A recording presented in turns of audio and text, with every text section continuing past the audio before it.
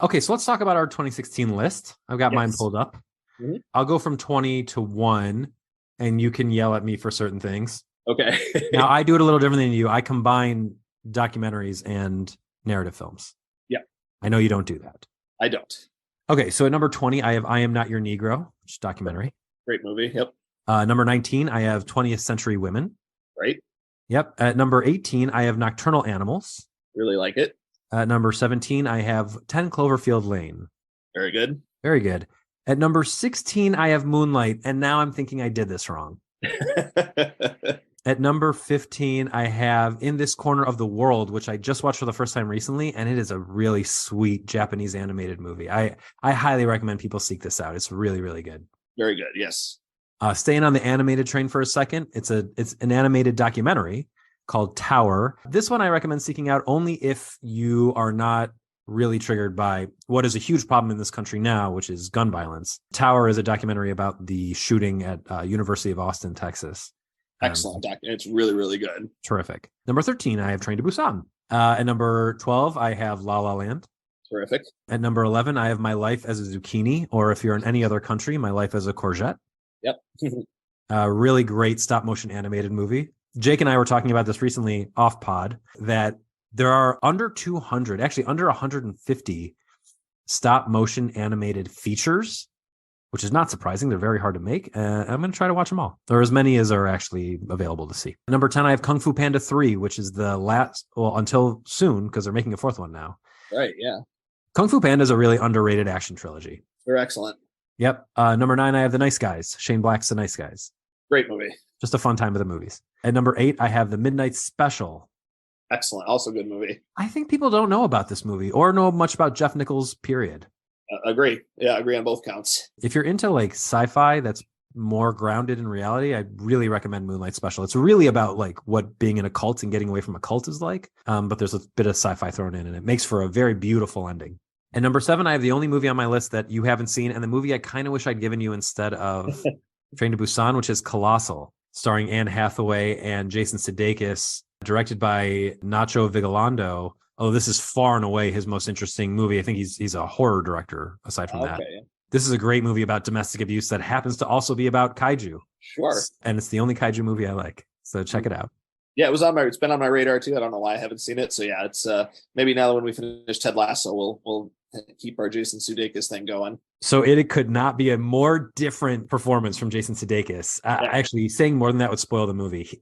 But Ted Lasso season 1 is really a terrific Jason Sudeikis performance. Yeah. And then Colossal. And then I'm going to run through the rest because they're movies that everyone loves. Handmaiden, Amazing. Hunt for the Wilder People, Hell or High Water, 13th, the documentary by Ava DuVernay, Arrival, and Kubo and the Two Strings.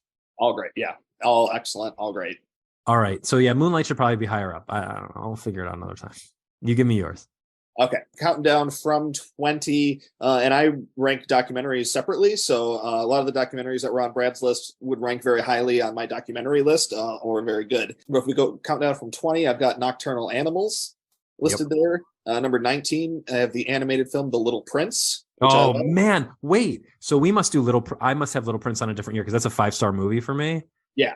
I must have it on my year earlier list because it came out internationally before it came out. Yeah, I think it didn't come out in the States, I think until like February of 2016. That movie rules. Everyone should see The Little Prince. Little Prince is great. Absolutely. Yep. 18 is Hunt for the Wilder People. Great. 17, I have Moana. I don't like it that much. I love Moana. How do you feel about the fact that they're remaking it already?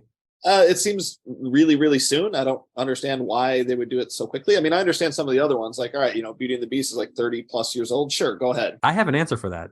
Black Adam didn't do well. Yeah, that's a good answer, actually. Yeah. I mean, my kid will want to see it, so I'll see it. But I don't know. I just really like the animated one. Fair enough. Number 16, I have Train to Busan. Really, really liked it. 15, made the list. Number 15 is a film by Jim Jarmusch. It's called Patterson. It's got Adam Driver. I've been meaning to see that. Yeah, I think you'd really, really like it. I like it a lot. 14 is a film by a guy called John Carney. It's called Sing Street. He's a guy who did the movie Once. It's similar to that. 13, I have The Nice Guys. Again, really, really like that movie. Number 12, I have Kubo and the Two Strings. Oh, should be higher. I guess it's a tough year, man. It's a real tough year. Yeah. 11 is a movie called A Bigger Splash. It stars Ralph Fiennes. It's the remake of La Piscine. Is it? Yeah, so it's The Swimming Pool, which is a French film from Yeah. the late 60s or early 70s, which is really good. I've never seen A Bigger Splash. Annie and I went and saw the original at the Metrograph, and we were really taken by it. Oh, wow. Yeah, I have not seen the original. Oh, yeah, it's good. I mean, you've seen A Bigger Splash, so you won't be surprised by anything, but... Right, which I loved. And it's directed by Luca Guadagnino, the guy who did Bones and All and Call Me By Your Name. It was right before Call Me By Your Name. Highly recommend you see the original. Yeah, now I won't really want to. Number 10, then The Salesman. It's an Iranian film from the guy who did A Separation. It's very, very good. Number 9, I have La La Land. Number 8, I have Zootopia. Yeah, I don't like that one as much either. I love Zootopia. I've always loved that one. You have. I actually watched it for the first time on your recommendation. I was like, this is fine. Oh, yeah. Well, these things happen. Yep. 7, I have Hell or High Water. That's, you know what? At someday, when we're done with our 100 movies, I just want to have a half hour to talk about Hell or High Water, which is maybe the best heist film of all time. I would love to. My wife hasn't seen it, so we've been talking about watching it because she loves, we love Chris Pine and Jeff Bridges. And yeah, I think maybe that's the future of Never Did It, is what our wives haven't seen. Ooh, that's a good idea. Yeah. Right.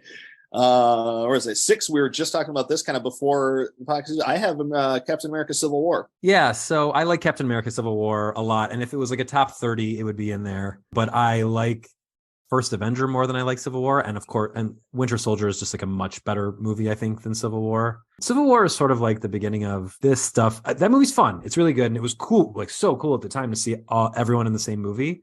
Yeah. But it was the beginning of like, is this getting too bloated? I mean, I didn't feel it at the time, but now looking back. Yeah. And now we're into the top 5. I've got the Japanese animated film called Your Name at my number 5. So I've never seen Your Name, but the other movies by that director I find so boring. Wait, is Your Name the one where they switch bodies? Yes. Okay, I have seen that movie. It's solid. It's just like, it's so emo. I don't know. I feel like I'm not in the right headspace to if you're really like, if you want a movie that would appeal to a young adult audience and you're into that kind of stuff, which no judgment, that's a great movie for you. But to me, it's like, okay, great. They found love in different timelines. Good for them. And then number 4, these are similar. Then here we've got number 4, The Handmaiden, which is awesome.